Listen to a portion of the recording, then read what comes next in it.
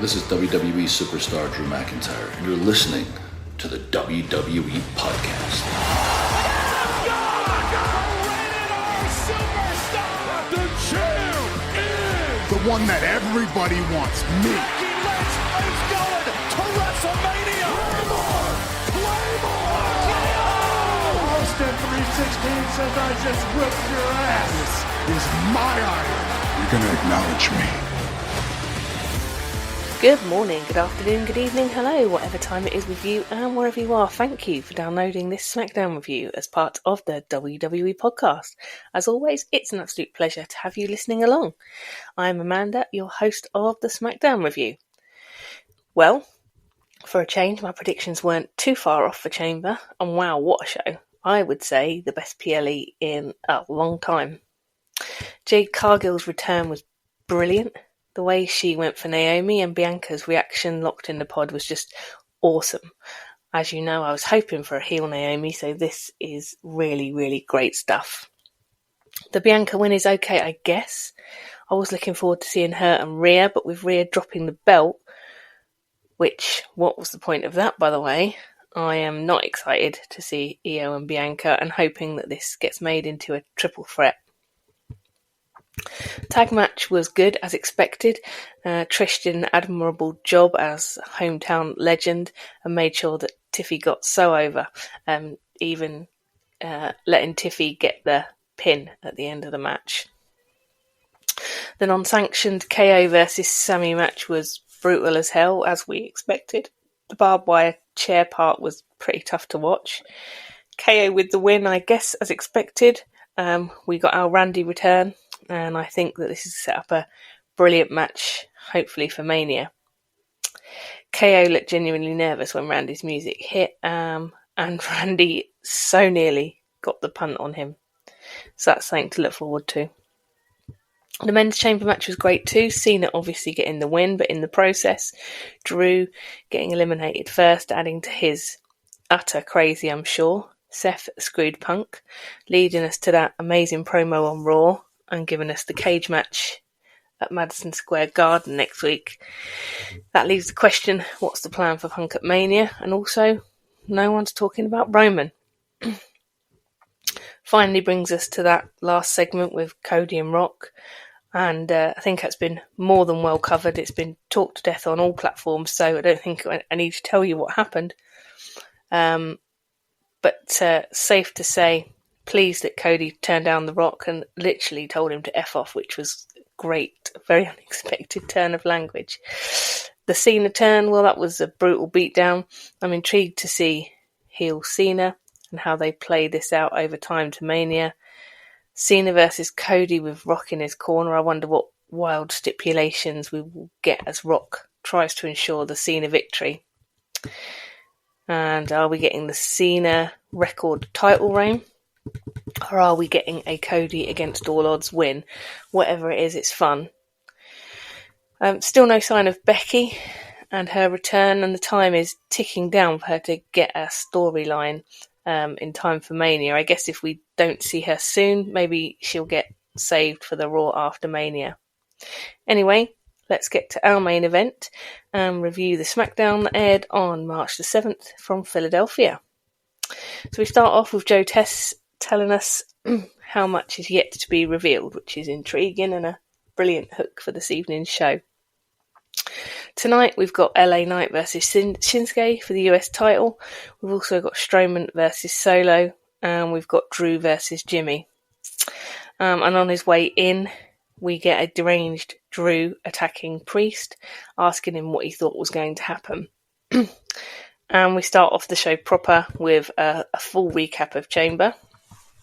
And as we kick off properly, we get Randy out to an absolutely huge pop.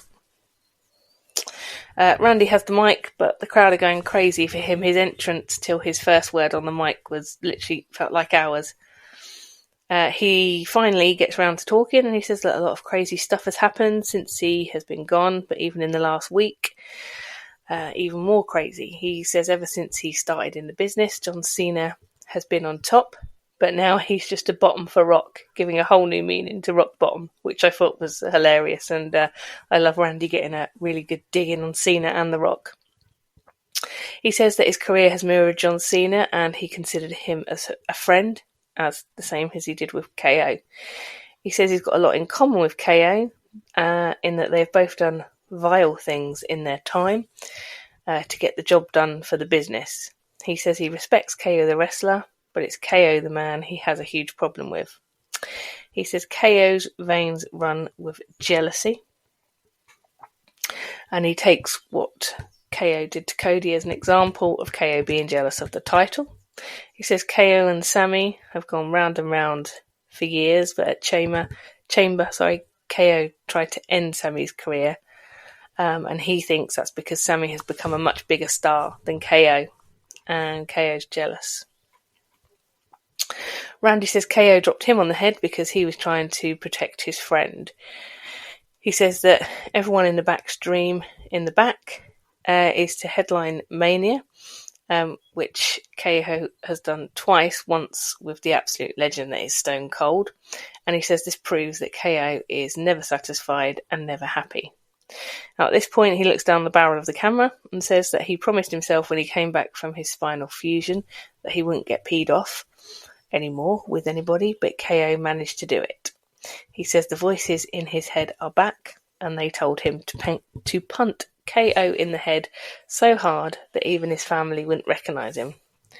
He says he's going to prove in short order that Pat McAfee is only the second best punter in WWE. I mean, wow, what an opener. Always great to have Randy back, and on the mic he is fantastic. I'm pretty sure that this sets up Randy KO at Mania, which should be awesome. And if we're getting unhinged Randy back, that's even better. But wow, what a start. We go backstage. We have Tiffy with Nick Aldis and Chelsea with Piper. She is complaining about having to defend tonight against Meechin in a street fight. Tiffy says that she would like to fight Piper tonight, but Chelsea says she can't, as she's part of her plan to win later. But Nick tells her no, Piper works for WWE and not for you, and he makes the match. Fun segment. Always love to see Tiffy and Chelsea interact. They are so fun. They are so similar but so different. So that was a strong segment. And that match is next. Coming up now, we've got Tiffy out as always to a huge pop. She's even more over than really she's ever been. And out comes Piper, and at least this time I think it's good. She's got her own music, which is nice. I wish she could get a singles run without being someone's sidekick. She's pretty great. It's also good that there are storylines outside of title matches in the women's division. I think we're growing.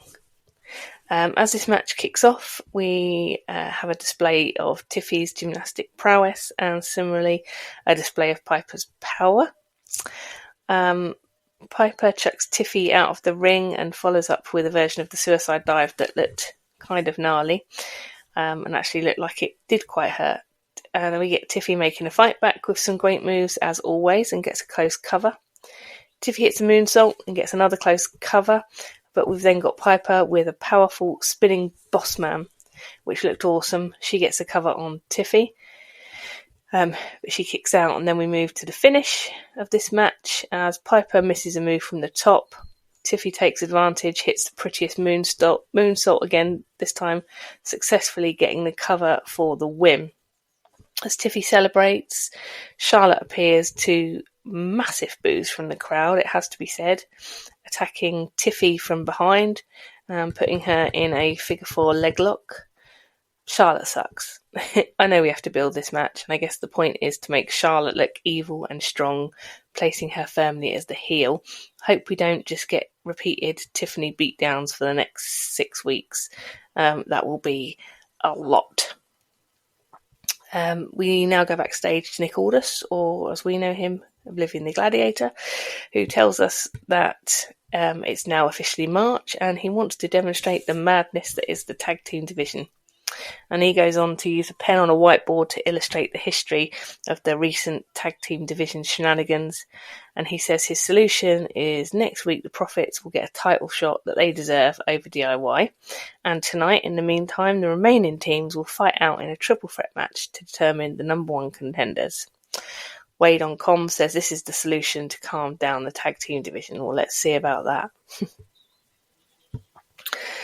That match is coming up now, and that's Motor City Machine Guns versus Pretty Deadly versus Los Garzos. And as we come back from the break, all the teams are already out, and as we kick off, it's basically carnage, as you would have expected with all the men in the ring. Finally, though, we get Los Garzos clearing the ring and hit a wicked double move off the top turnbuckles to the outside, taking out all the rest of the competitors. As things calm down, we've got Sabin in with Berto. As I said, control seems to be regained. He goes for the cover, but Berto kicks. And we get both of Pretty Deadly in, and the ref doesn't seem to be able to keep track of who is legal. Personally, I've got no idea either. Kip from Pretty Deadly pushes Shelley off the top, while Elton gets the backslide on Sabin and takes the win. Well, that was crazy, but great. Pleased to see Pretty Deadly now as number one contenders. I'd love to see them with the titles. Let's see if the Profits can overcome DIY next week. That was a short and sweet match, again, but good. And hopefully we'll get some order back into the tag team division with this. We get a recap of the Jade Cargill return, and we have Bianca Belair up next. And I noticed that Bianca Belair is wearing black. Now, according to my theory, that means she's a heel. She couldn't possibly be in on the Naomi Jade thing, could she? I don't know. Asking you. We've then got Bianca in the ring with the mic. Crowd don't seem to be too into her. I guess Mami was super over. And I guess people are a little bit salty about the involvement that Bianca had on Rhea losing the title on Raw this week. Bianca says that she should be on top of the world right now, but she can't focus on that while Jade and Naomi are fighting. She says she was close with Naomi before, but once they formed the tag team, they became best friends. She won't believe that Naomi is capable of assaulting Jade. She says she needs answers, and she knows Naomi is backstage, so she calls her out for answers. Cue Naomi coming down to the ring. No dancing around, but also wearing black. So, could this be the reveal? Now, Naomi is looking pretty banged up with a bejazzled neck brace on. She has the mic, and she tells Bianca this is not what it looks like.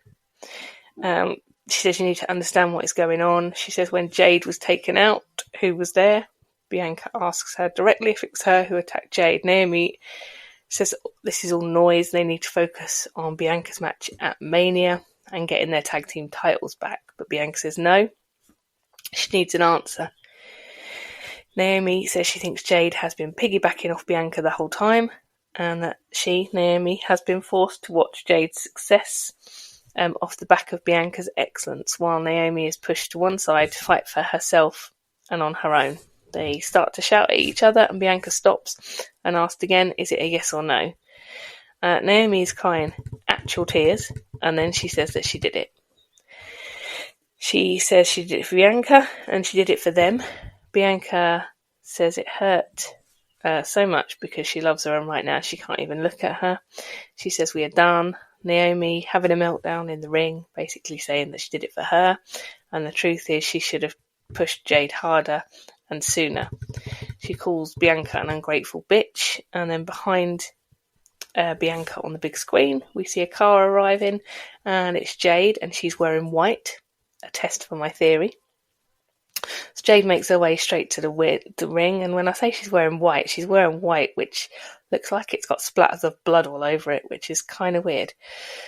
Okay, so Jade comes to the ring. She basically just ignored Bianca, looks at her like a little bit pitifully, and heads right to the ring where Naomi tries to leg it, but Jade catches up with her and continues basically where she left off, hitting an amazing looking Jaded in the centre of the ring. Okay, so I don't think Bianca is involved, but I do think we have heel Naomi, so yay. And a match set up for her versus Jade. And my theory of heels wearing black and face wearing white is maybe wrong, but maybe there's still more to come on this storyline. Maybe not. I might just be desperately grabbing at straws. So anyway, a lovely segment, and clearly we've got a face Jade and a heel Naomi. That's obviously going to be a program. I do wonder now if Jade and Bianca will link back up, which feels unlikely, seeing as that Bianca's now back in the singles titles picture. So let's see how all that plays out. But a really strong and a really good segment following on from Chamber.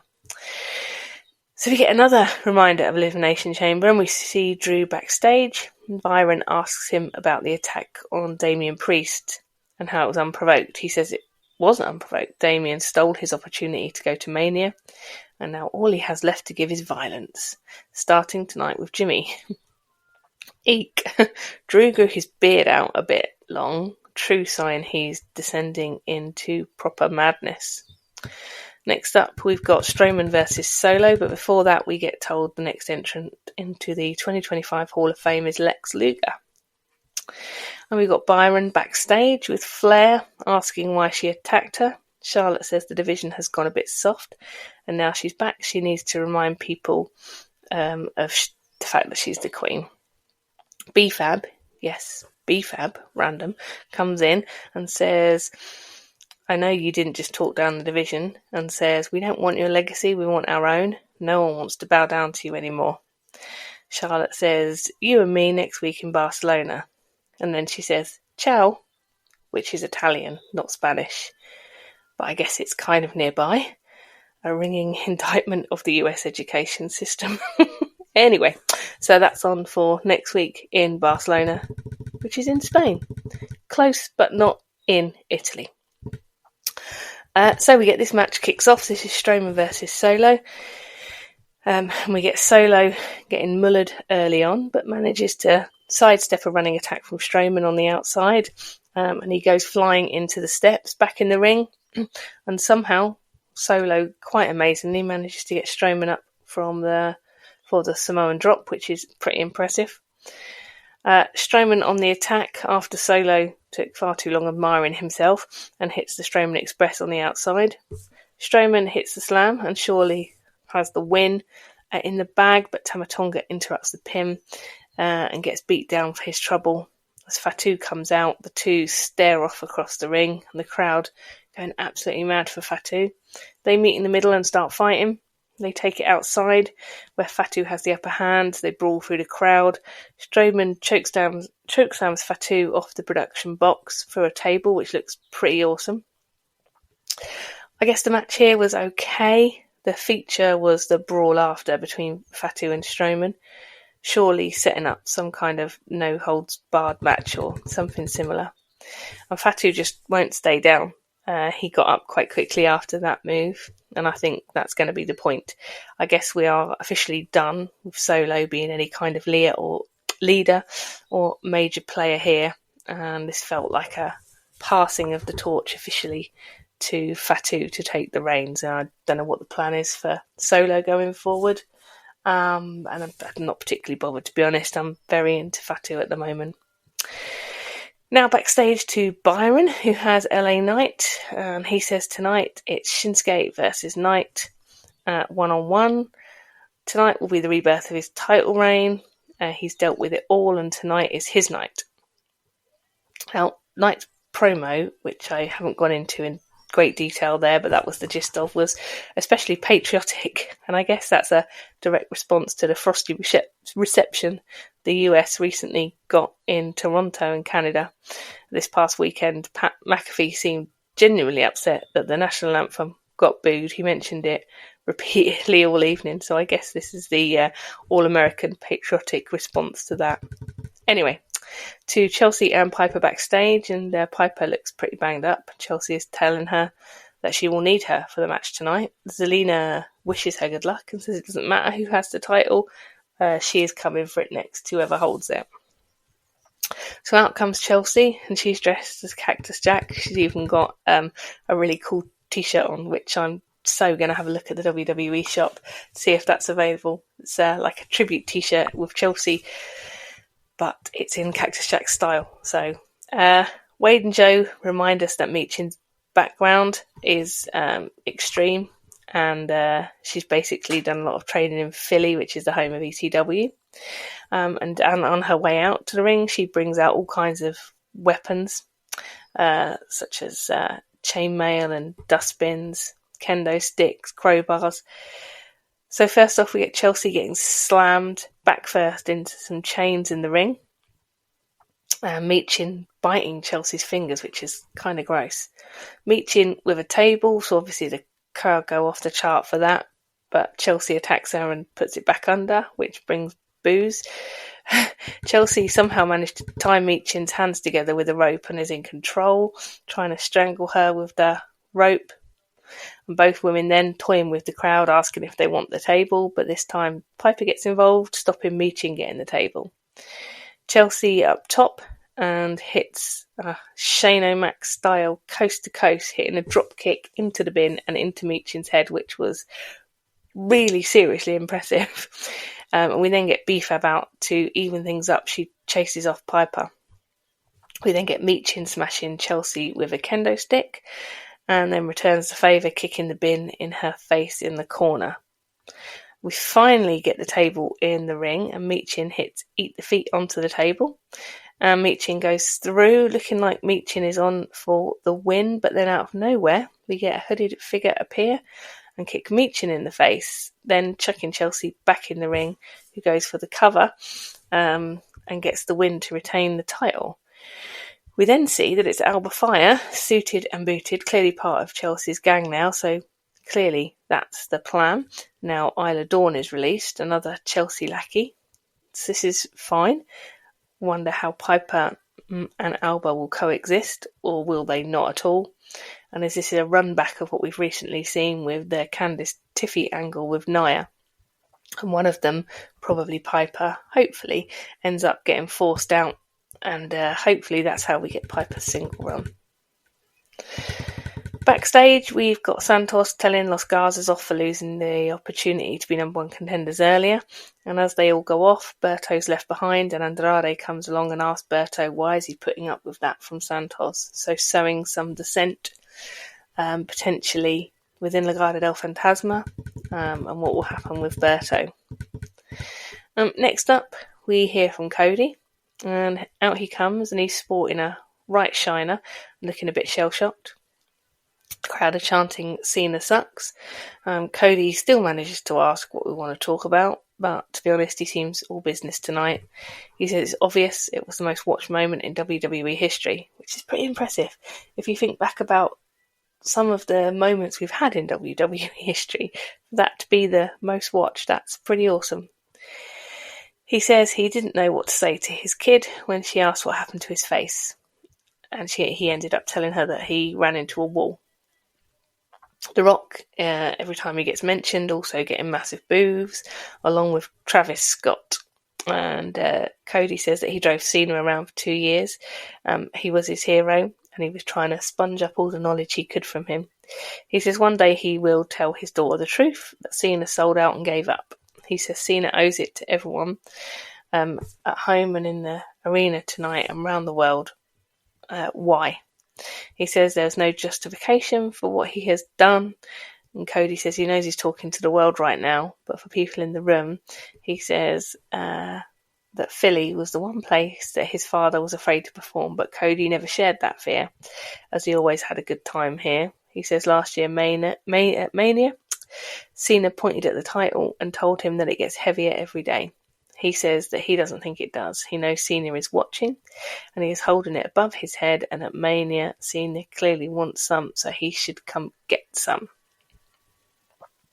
So it's a slightly random promo, but still good, and a still good development of the story. This is going to be a lot of fun. Looking forward to seeing Cena when he finally puts in an appearance again, and how he presents himself as heel. Will he have all new merch? He can't have all the stuff with hustle, loyalty, respect on, because that's all gone now. So he's going to have a whole new version of his merch. And The Rock, when will we hear from him again? Will this be played out on social media? Because we know we don't get The Rock and Cena that often on live TV. So this is going to have to be handled probably slightly differently to a normal WrestleMania build. But all the same, this is good stuff, and I'm really looking forward to seeing what they do with Cena as heel. Backstage now with Mello and Miz. Miz asked Nick Aldis for a Mello Don't Miz TV show. He wants to do an interview with Cody or Cena. Mello says he didn't agree to that and starts badmouthing Randy, who appears. Aldis says, "You look like you're itching to get into the ring." So next week we now have Randy versus Mello. Now that's some competition for Mello. We've gone from all the medium to lower card matches that he's had to Randy. I see Mello getting his head quite literally kicked in next week, which is good for me. Now we go to Drew. He's out for his match with Jimmy, and as we kick off, we've got a very angry Drew tonight, and the crowd start chanting for CM Punk, which is bound to make him even more mad than he already is. Jimmy making an impressive fight back, putting Drew through the table, the announce table rather, and Drew with a claymore from nowhere, which I guess is the point, gets the win.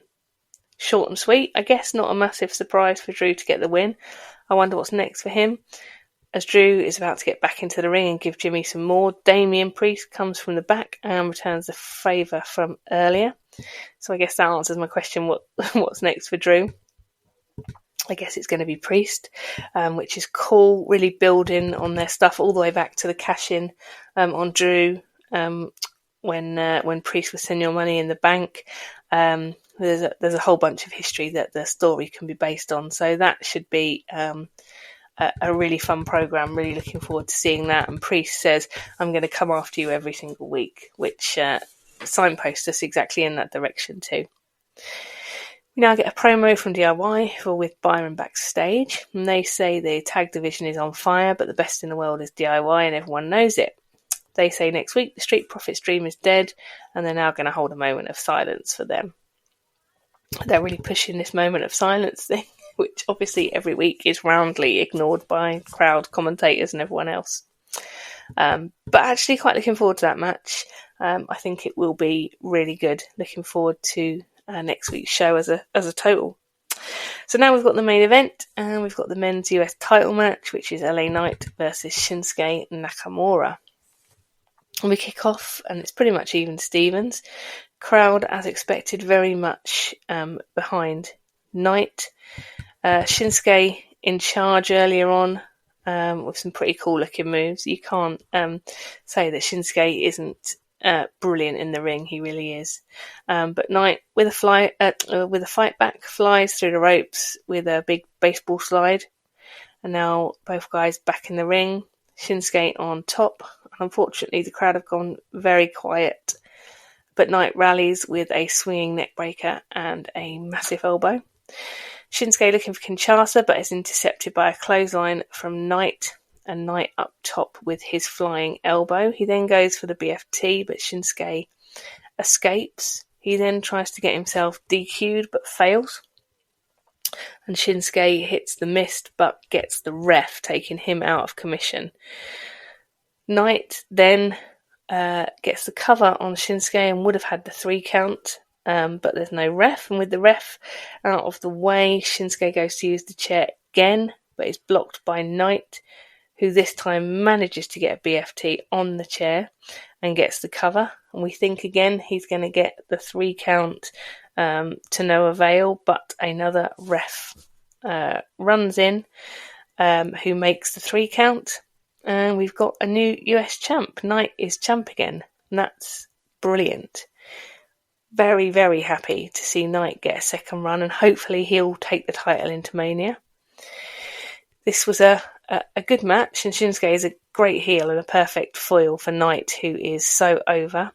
I wonder if there'll be some kind of rematch or something going forward.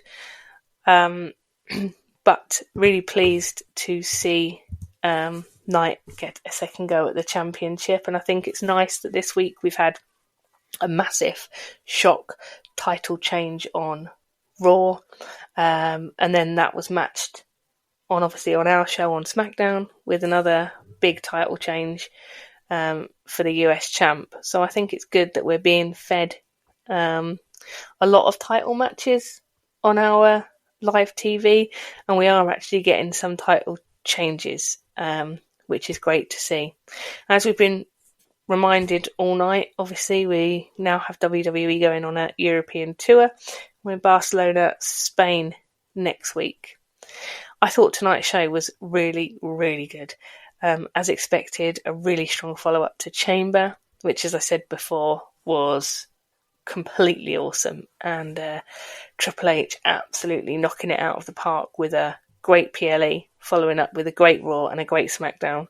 So a really strong time for WWE as a whole. Looking forward to next week's show in Barcelona. So guys, that just about does it for this week, and as always, thank you for having me in your ears, and until next time, remember, be kind. Thanks for listening to the WWE Podcast. Don't forget to subscribe on your favorite podcast app so you don't miss a show, or head to WWEpodcast.com. And for all of these shows ad-free, head over to patreon.com/WWE Podcast. Until then, we'll see you next time.